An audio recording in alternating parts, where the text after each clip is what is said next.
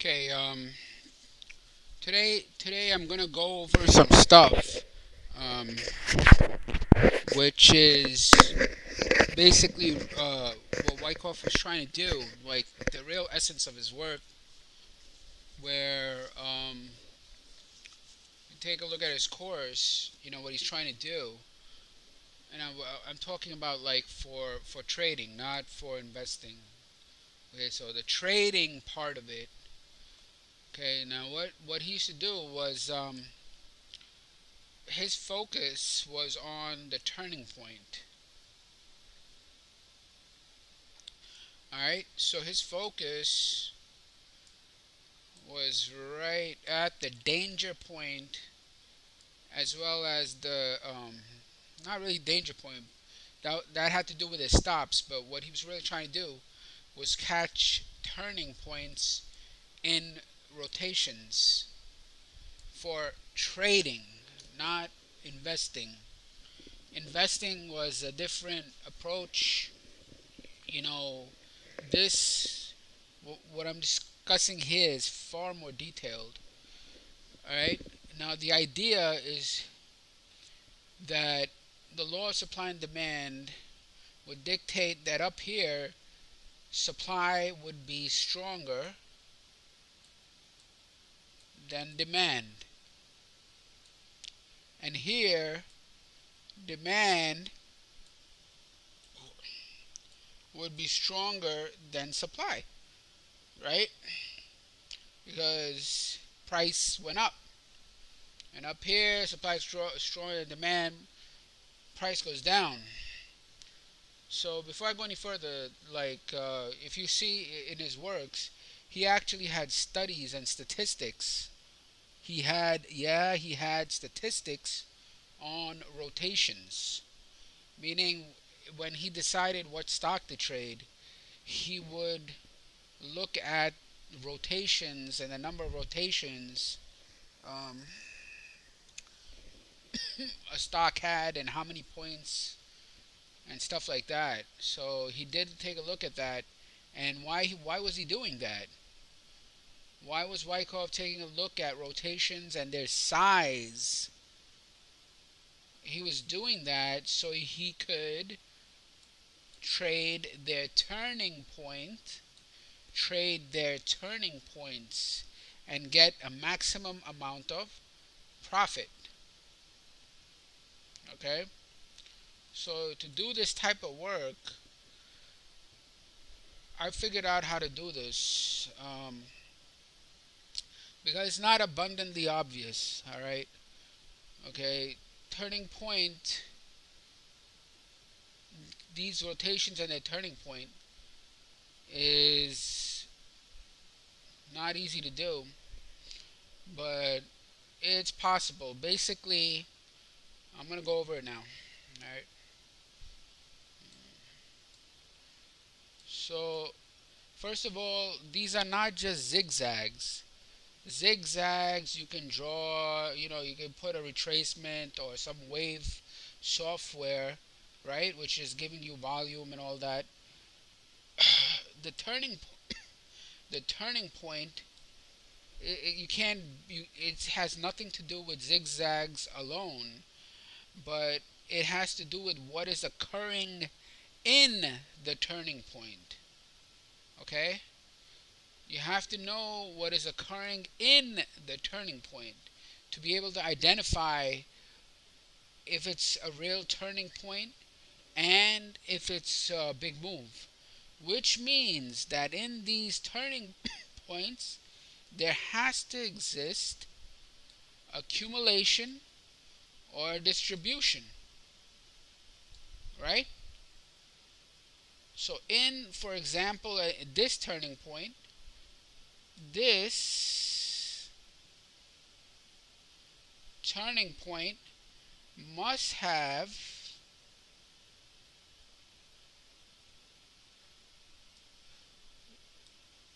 this.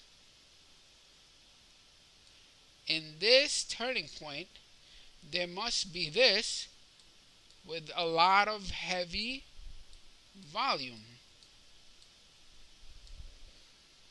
that little turning point on a higher time frame,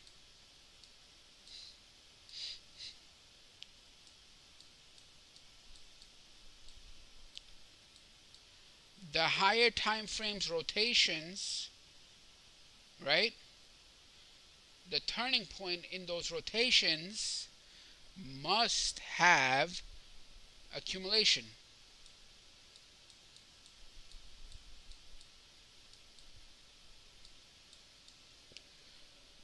And that accumulation means that there's going to be heavy buying activity at that point.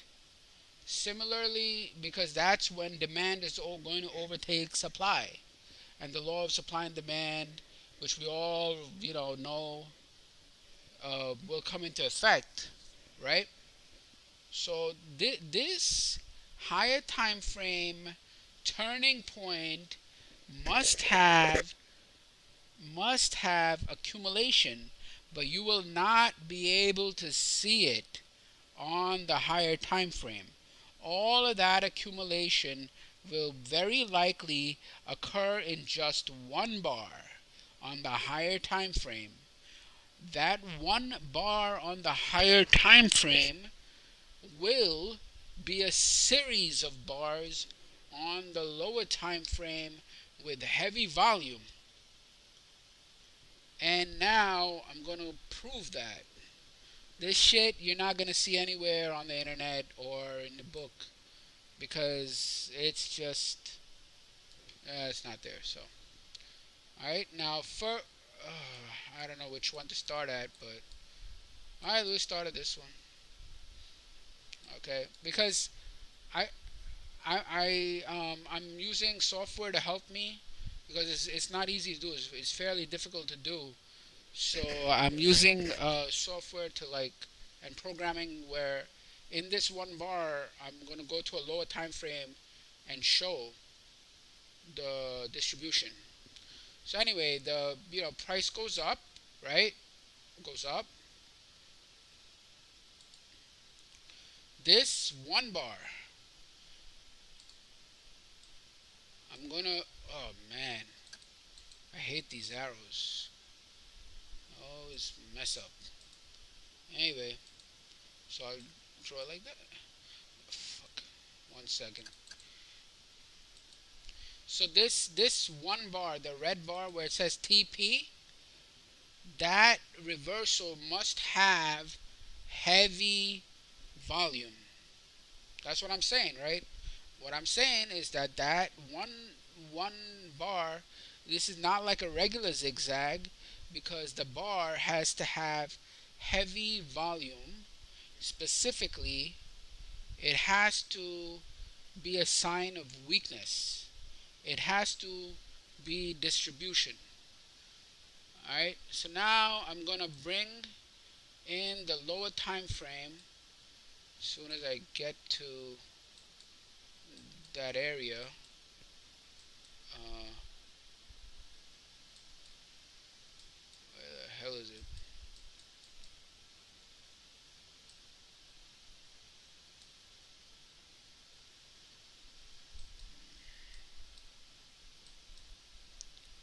Oh, there it is. Okay, now I'll bring it down. Okay, now you see this lower time frame? Look right in the middle. It was an uptrend, and then 15,000 contracts 15,000 contracts dropped right there. That wave with 15,000 contracts, okay, is in this higher time frame one bar. This one bar, let me see if I get all the indicators off. Oh shit. Oh no, that's not working. Anyway, that one bar here is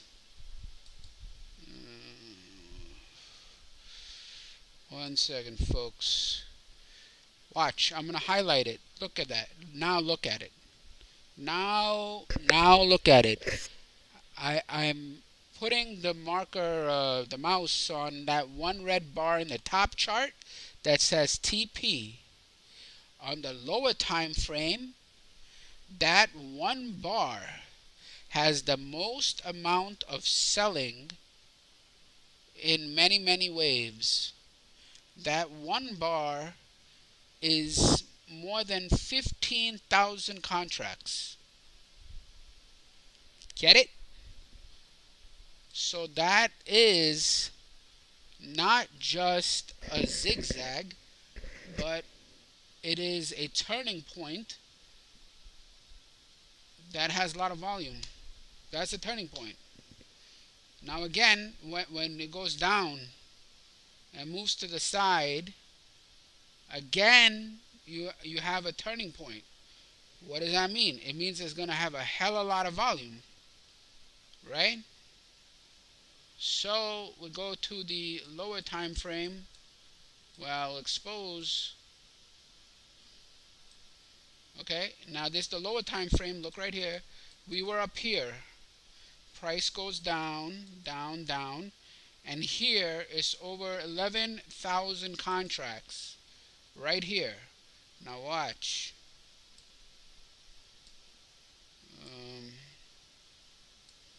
You see this? You see how I have on the top chart TP on that bar, while the lower chart is highlighting 11K.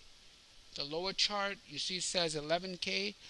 That one green bar on the top chart is equal to 11,000 contracts plus, actually more than 11, on the lower chart.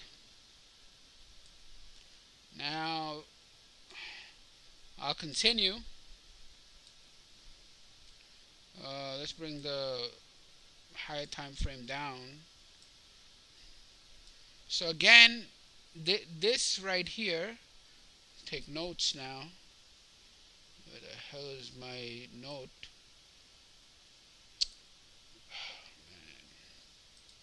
Here, you had 15K and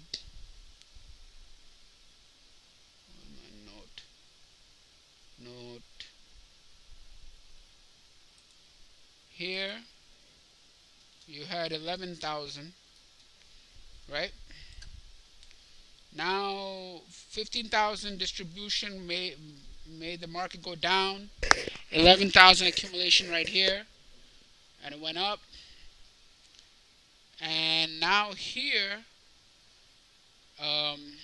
let's see how much volume came out. This is a turning point. Also, if you think you can just do this with a volume histogram, it's not going to work, because one of the things that you might be thinking is, oh, just look at the bar after the pivot and see how much volume it has. If it's high volume, that's accumulation. But believe me, it doesn't work, okay? Because you need the entire wave on a lower time frame, okay? And that has to be brought in. Individual 5-minute bars will not work. That's why you're not going to see this in any book. Anyway, here you have a turning point, and this is all right. Now I'm going to bring in the lower time frame. All right, so remember, this turning point right here in the higher time frame, we're going to see how much volume it is on the lower time frame. We're moving to the lower time frame.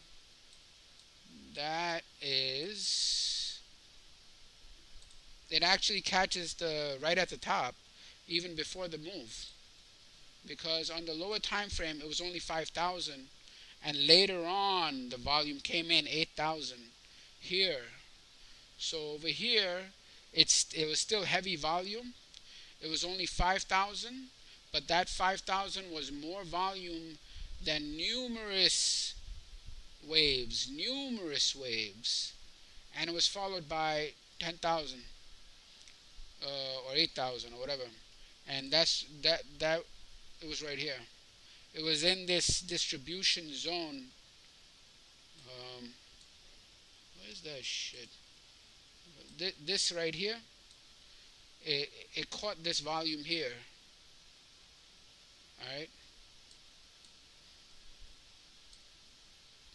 it caught it inside right there. Like it's actually more than five. I don't know how much it is. It's like five plus two plus four. Uh, I don't know, but it's a lot of volume in that one bar, much more than in the back in the prior selling areas. Okay, now it goes down. I'm gonna try to keep both the charts so you can see it easily. All right, so that little bar caught the range of distribution. Now it goes down, and we're gonna look at the green bar and see how much volume came in. And badow, look at that. It catches uh, 20,000 volume on the lower time frame. You see here? On the lower time frame, it is 20,000 contracts buying. Forget that stupid signal after that. That's me messing around. Right here is the 20,000, right? And in the higher time frame, it is one bar. And that 20,000 on the lower time frame represents the most amount of volume in numerous waves, which is then visible in just one bar. And that is why you have, move back into resistance, right? So the idea here, oh god,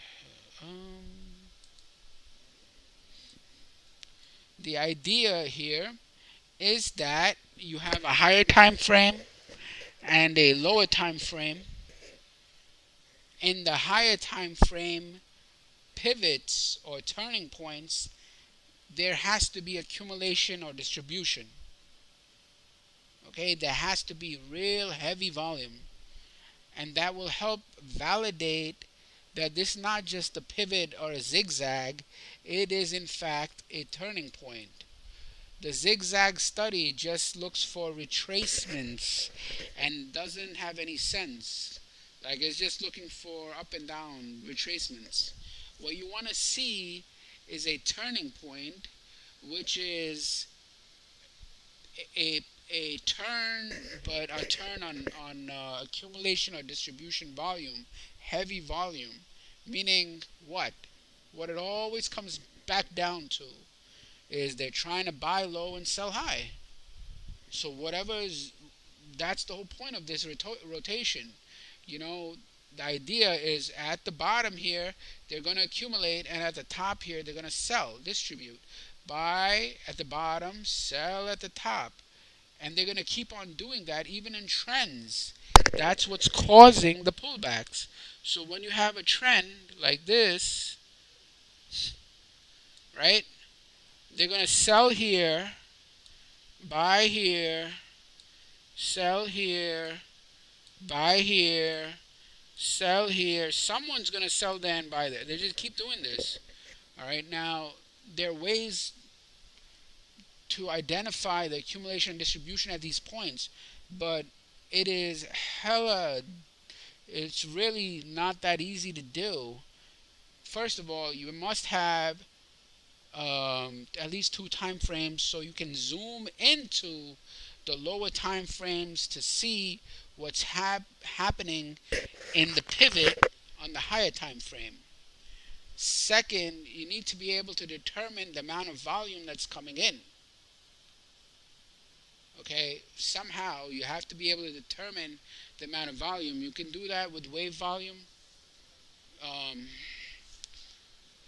You may be able to do it with bar volume. I doubt it though.